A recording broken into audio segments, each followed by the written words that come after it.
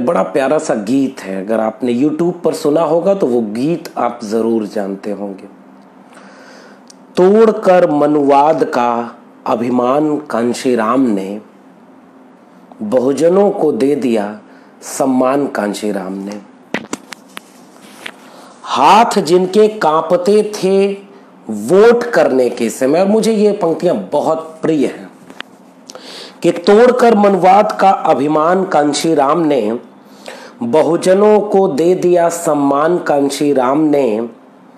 हाथ जिनके कांपते थे वोट करने के समय, रास्ते उनके किए आसान कांशीराम ने। हम एक ऐसे शख्स को याद कर रहे हैं, और वो भी उस दौर में जब हमारे सामने वो जो हाथ कांपते थे ना वोट डालने के समय, आज नहीं कांपते हैं। आज वोट डालते हैं बहुजन अपनी ताकत से, अपने वजूद और सम्मान से।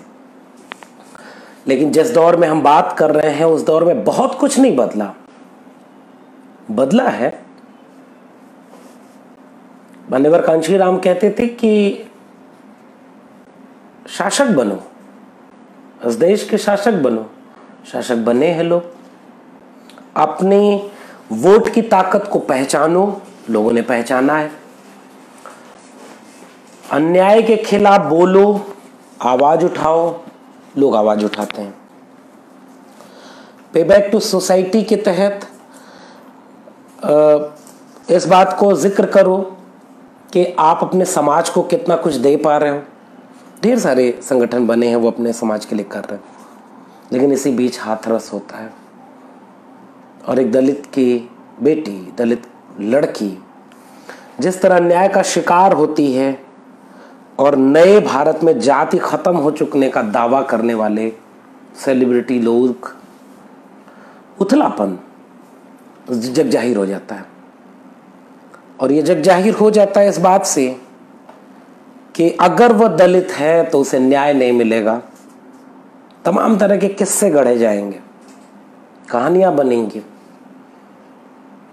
सियासत होगी, लेकिन सीधे दिखेगा कि खुल करके एक तरफ सवर्ण जाति के लोग महापंचायत करेंगे और आपके विरोध में खड़े होंगे।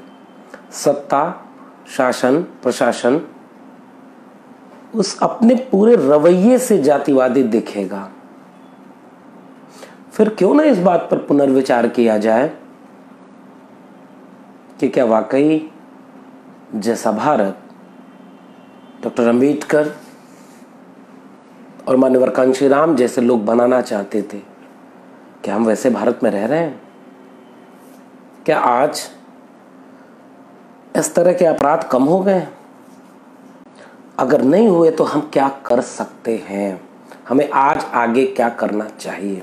लेकिन सबसे पहले उस शख्स को याद करते हैं जिसे वाकई मैं बहुत पसंद करता हूं, और उसकी वजह आपसे साझा कर रहा हूं। कुछ स्लोगन सुनिए। मान्यवर कांशीराम को इन स्लोगन के रास्ते जानने की कोशिश करते हैं। वोट से लेंगे पीएम सीएम, आरक्षण से लेंगे एसपी डीएम। जिसकी जितनी संख्या भारी, उसकी उतनी हिस्सेदारी। अब वोट हमारा, राज तुम्हारा, नहीं चलेगा, नहीं चलेगा। एक बड़ा प्रसिद्ध सा वाक्य है, अंबेडकर के सूट बूट, कांशीराम के हाफ शर्ट और पैंट। एक दोनों शख्सियत का अंतर।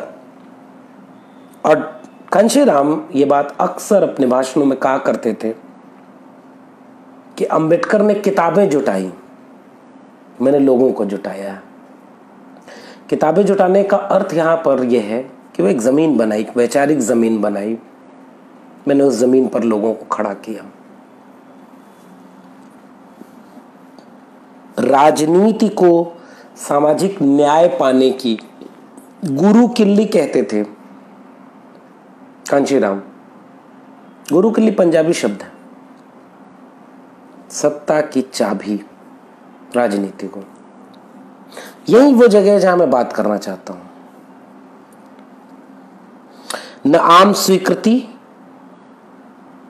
क्योंकि जाति उनकी दलित थी, न कोई उद्योगपति का समर्थन, न किसी मीडिया का समर्थन, न शहरों का समर्थन, न शिक्षित जमात का और न संसाधन का। और उस सब के बावजूद एक जन नेता जमीन पर खड़ा होकर साइकिल यात्रा करके लगातार लोगों के बीच में आत्मविश्वास भरता है, उस पीढ़ी के बीच आत्मविश्वास भरता है जिसके आत्मविश्वास को सदियों से छीना गया था, कुचला गया था, उसके वजूद को, उसके स्वाभिमान को, उसकी अस्मिता को, उसकी पहचान को। उन्हें एकजुट करना था, ये कोई सामान्य बात नहीं थी। और अभी उस दौर में जब कांशीराम के साथ कौन खड़े थे, जमीन कांशीराम को कैसी मिली थी? वैचारिक जमीन थी, संघर्षों की जमीन थी, लेकिन अपनी मेहनत के बूते पर उन्होंने उसे एक सियासी जमीन मुहैया कराई। कांशीराम जब कभी भाषण देने राजनीतिक हलकों में जाते थे तो वो कलम को यूं खड़ा करके दिखाते थे और समझाते थे कि ये आपका सिस्टम है, वो सब कुछ ऐसे है। और कांशीराम कहते थे कि हमें उसे ऐसे बनाना है, सब बराबर हो जाए। यह एक हायरार्की दिखाता है, कोई ऊपर है कोई नीचे है। कांशीराम अपने भाषणों में अपनी कलम को यूं करते थे और कहते थे कि हमें समाज ऐसे बनाना है, और लोग कनेक्ट होते थे। आज के नेताओं को सोचना होगा। जब मैं आज के नेताओं का जिक्र कर रहा हूं तो मुझे अभी याद आया, इसलिए मैं नमन करूंगा रामविलास पासवान जी का। कल उनका निधन हुआ। रामविलास पासवान पर अलग से बात होनी चाहिए, लेकिन मैं जिस रामविलास पासवान को जानता हूं, मानता हूं, उसे मैं याद रखना चाहूंगा और उसको नमन करना चाहूंगा। गूंजे धरती आसमान रामविलास पासवान, जमीन से निकल करके एक नेता जिसने अपनी एक जमीन बनाई और संघर्षों की जमीन से एक मुकाम पाया। उनके पास भाषा थी, वो अपनी भाषा में लोगों से जुड़ते थे। ये कांशीराम की ताकत थी। प्रजातंत्र में राजा वोट से नहीं, पेट से नहीं, वोट से पैदा होता है। कांशीराम, मैं एक स्लोगन पढ़ रहा हूं, ये क्यों पढ़ रहा हूं अभी आता हूं उसमें, कि प्रजातंत्र में राजा पेट से नहीं वोट से बनते हैं। उन्होंने एक बड़ी दिलचस्प बात कही कि भारतीय लोकतंत्र अमीरों के धन से वोट खरीदना है, और जिसको वो सक्रिय साम्राज्यवाद कहते हैं। अब आप इस पूरे स्लोगन से कांशीराम के पूरे विस्तार को समझिए। और उनके परिनिर्वाण दिवस पर अंबेडकरवादी राजनीति के समालोचक, समाज विज्ञानी आनंद तेलतुंबड़े, जो जेल में है, कितने लोग आनंद तेलतुंबड़े को याद कर पा रहे हैं? आनंद तेलतुंबड़े, प्रोफेसर हनी बाबू, तमाम लोग जेल में हैं। उन्होंने इकोनॉमिक एंड पॉलिटिकल वीकली में कांशीराम को याद करते हुए आनंद तेलतुंबड़े ने कहा था, एन एनिग्मा कॉल्ड कांशीराम, एक अबूझ पहेली। क्योंकि उन्होंने कहा कि सतह से उठते हुए मात्र चंद सालों में दलितों और वंचितों की न केवल एक राष्ट्रीय पार्टी खड़ी कर दी, बल्कि देश के सबसे बड़े राज्य उत्तर प्रदेश में अपनी पार्टी की सरकार भी बना दी। ऐसे थे कांशीराम, एक अबूझ पहेली, एन एनिग्मा कॉल्ड कांशीराम। आनंद तेलतुंबड़े ये बात उनको कहते हैं।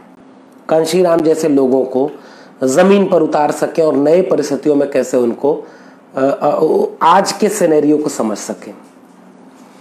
15 मार्च को उनका जन्म हुआ और लोग 1934 को पिरथपुर गांव, बुगा गांव, खवासपुर, रोपड़, चंडीगढ़ और जालंधर के बीच में है, पंजाब में। रामदसिया परिवार था इनका। जिन्होंने सिख धर्म अपना लिया था। रोपड़ में स्कूलिंग हुई, देहरादून के जियोलॉजिकल सर्वे ऑफ इंडिया में नौकरी की। 1957 में नौकरी के बांड पर दस्तखत करने के खिलाफ नौकरी छोड़ दी। बार बार किताबें पढ़ते थे कांशीराम। उनकी माँ अक्सर आके पूछती थी कि ये किताबों में तुम क्या ढूंढते हो, तो वो अपनी माँ से कहते थे कि माँ, इन किताबों में सत्ता के दरवाजे की चाबी है, मैं वही ढूंढ रहा हूँ। मैं खोजता हूँ कि इस तरह के सूत्र वाक्य हमारे पास आज के नेताओं के लिए कहाँ है। बहुजन नायक, उन्होंने तय किया कि वो कभी अपना घर नहीं बसाएंगे, बहुजनों के घर ही उनके घर और उनके परिवार ही उनके अपने परिवार होंगे। परिवार की जिम्मेदारी नहीं उठाएंगे क्योंकि सारे समाज की जिम्मेदारी उनके कंधों पर है। लंबी चिट्ठी लिखी थी उन्होंने, अपने परिवार को भेजा था और उसके बाद अपने को एक मिशन को सौंप दिया। नेशनल दस्तक की आपसे गुजारिश है कि अगर इसको बचाना चाहते हैं तो नेशनल दस्तक को सब्सक्राइब करने के लिए रेड कलर के सब्सक्राइब बटन को दबाएं, फिर बेल आइकन की घंटी दबाएं। नेशनल दस्तक को बचाने के लिए बहुत जरूरी है कि हर खबर को शेयर करें, लाइक करें, कमेंट जरूर करें।